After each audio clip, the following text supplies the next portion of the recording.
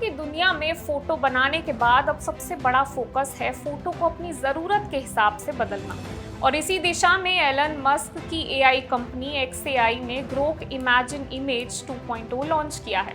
दावा है कि अब फोटो के छोटे से छोटे हिस्से को भी टारगेट करके एडिट करना आसान होगा। तो क्या खास है इस नए मॉडल में और आम यूजर के लिए इसमें क्या बदला है, आइए जानते हैं।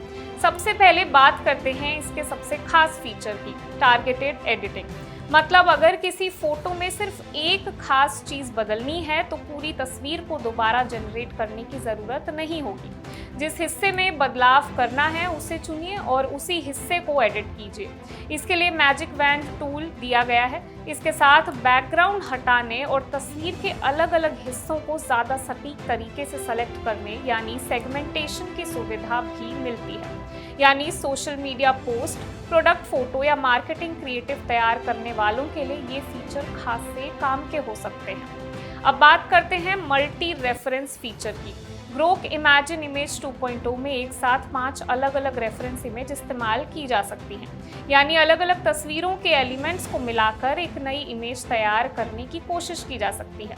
उदाहरण के लिए किसी फोटो से कैरेक्टर का लुक, दूसरी से कपड़े और तीसरी से प्रोडक्ट का डिज़ाइन लेकर एक नया विजुअल तैयार किया जा सकता है। इसके अलावा स्मार्ट रीसाइज फीचर भी है जो एक इमेज को अलग अलग ज़रूरतों के मुताबिक 9 आस्पेक्ट रेशियो में ढाल सकता है।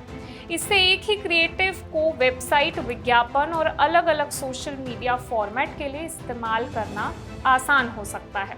अब सवाल है कि परफॉर्मेंस के मामले में ये मॉडल कहाँ खड़ा है। 7 अगस्त 2026 तक के एरेना लीडर बोर्ड डेटा में ग्रोक इमेजिन इमेज 2.0 ने टेक्स्ट टू इमेज और इमेज एडिटिंग दोनों कैटेगरी में दूसरी रैंक हासिल की थी। इमेज एडिटिंग एरेना में इसे 1439 एलो पॉइंट्स मिले, जबकि पहले नंबर पर ओपन एआई के GPT इमेज 2 के 1463 पॉइंट्स थे।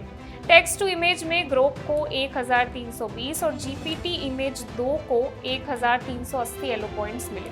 अब बात करते हैं कि इसे इस्तेमाल कहाँ किया जा सकता है। ग्रोक इमेजिन इमेज 2.0 फिलहाल ग्रोक के वेब वर्जन और iOS एंड्रॉयड ऐप्स में क्वालिटी मोड के तौर पर उपलब्ध है।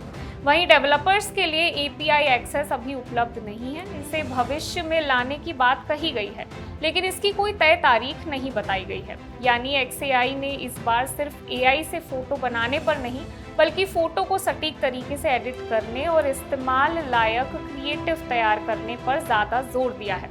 कुल मिलाकर ग्रोक इमेजिन इमेज 2.0 का फोकस है कम मेहनत में ज़्यादा कंट्रोल।